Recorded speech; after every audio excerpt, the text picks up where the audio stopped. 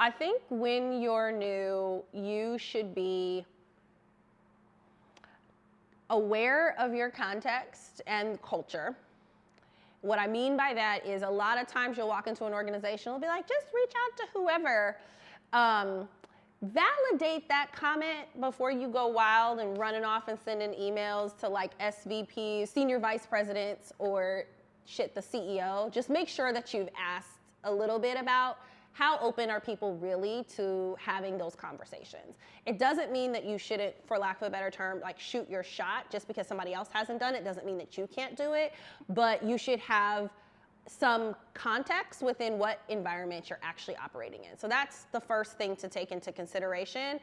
Another thing to be very aware of is having a reason for engaging with someone. And what I mean by that is, as you go through this exercise of saying, hey, I want to connect with people, I want to learn more, have a why. And have a plan for what you hope to learn in connecting with certain individuals. When you're starting out, there's going to be lots of activities and events, and maybe let's say you've moved to a new city. You're gonna wanna balance your internal networking with your external networking, so kind of take that into consideration. I'm gonna focus on internal networking, which is kind of more within your team or within your organization. So get to know the other members of your team. That could mean over the first month of time, you're having coffee with someone new every other day. You're having lunch with 1 or 2 new people every week. And the intention is just to learn who they are, where they're from, do you have any commonalities, learn more about the work that they're doing, what they find interesting about it, what they find challenging, maybe who they work with.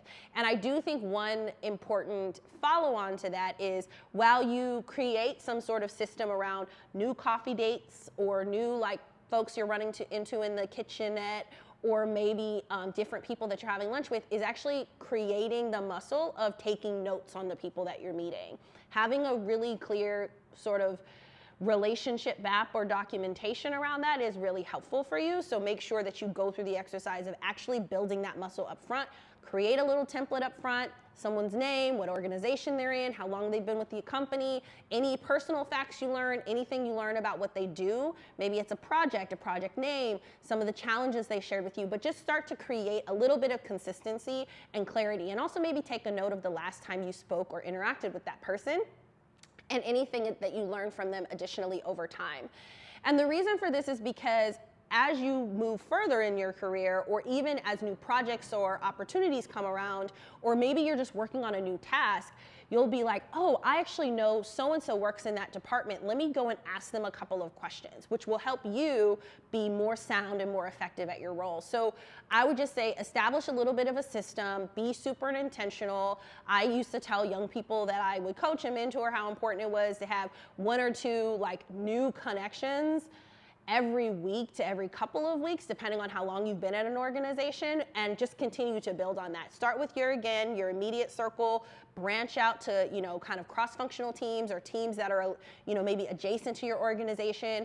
If you hear a name, oh, wow, okay, that's interesting. You hear about something, maybe then you go to that person, hey, I was having coffee with so-and-so, and he mentioned that you guys are working on this project together. It made me realize I don't know a lot about your team. Can we connect maybe for coffee, or can I treat you to coffee, or maybe we can go for a walk and have a conversation. And so you just use that curiosity. And I think the most important thing is, you don't want to go into these networking chats and just be like, hey, tell me about you.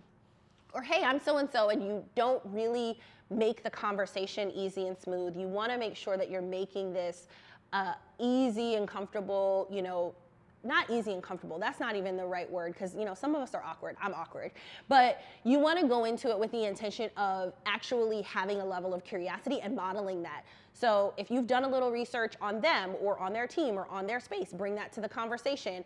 If they mention something and you read an article about it, maybe offer to send them that article or talk a little bit about it with them. So if you saw something that they posted recently on LinkedIn, maybe ask them about it, like what made them write about that, or what made them really interested in that. So just a way to make sure that you are actually doing a little bit of footwork before you get into the conversation, I think, is another thing that can make that more successful.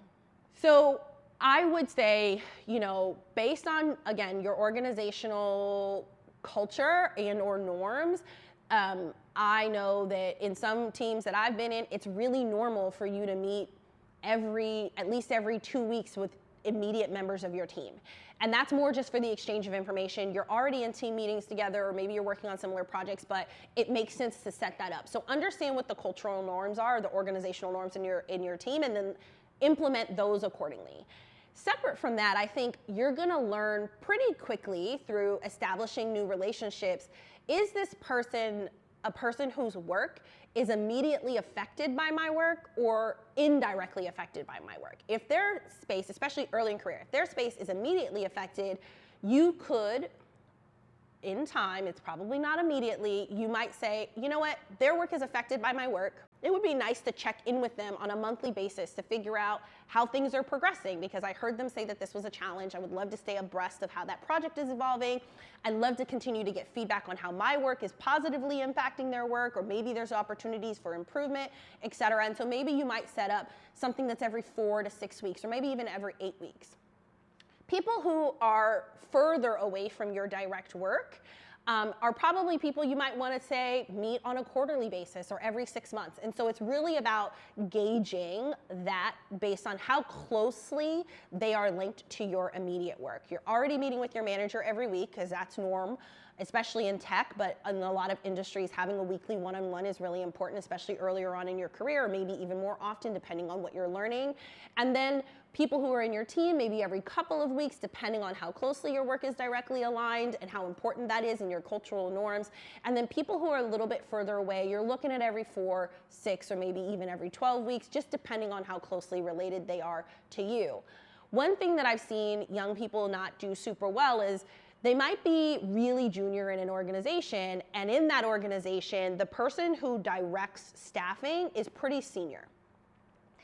And if that person doesn't know what you like, what you're interested in, what your skill set is, or what have you, they will place you based on whatever information they have about you is. And so I do think it's important to make sure you introduce yourself to important people in your ecosystem who can have a direct impact on your success. So that's just one last kind of like, again, bonus tip, is just to make sure you're going out and you're thinking about who specifically has an impact on my career, and not in this like super selfish, self-serving way, but in this way of saying, okay, by checking in with them or tapping in with them, and they have more context around who I am, what I do, how I do it, how well I'm doing, et cetera, then you can help sort of shift and or ensure that you're headed in a direction that's more aligned to what you're interested in versus not. Introverts who find it challenging, I'm an ambivert. I have my moments. You put me in a room where I know nobody, I'm gonna be uncomfortable. I am. Even 20 plus years into it, like networking and requiring that, it's not easy for me in certain settings. Settings where I know people, et cetera, I am very warm, and it's just very easy for me. So I can relate to an introvert because I have my introvert moments. And I would say, go into these spaces with a plan. Go into these spaces with a plan. And specifically, maybe you're going to go to a new networking event, you're going to go to the team happy hour, or you are new to a team. Identify 2 to 4 people you want to meet. Know why you want to meet them, and just introduce yourself and say, hey, you know, I'm new. I was hoping to grab you for a couple of minutes just to learn a little bit more about you and share a little bit more about myself. You know, would you mind, you know, if we go and grab a bite or go and grab, you know, a drink, maybe a pop or something. I don't know where you work or whatever, but it is easier to engage often when my introverted side is coming out. It's easier to engage in one-on-one settings than it is in like bigger group settings. So find a way to facilitate that, right? You may be in a group and you see this senior person and there's a lot of people around them. Maybe that's not your moment to go and approach them, right? Find a moment that feels more comfortable to you and be okay with creating one-on-one moments. Maybe it's better to catch them when they're in line buying their coffee.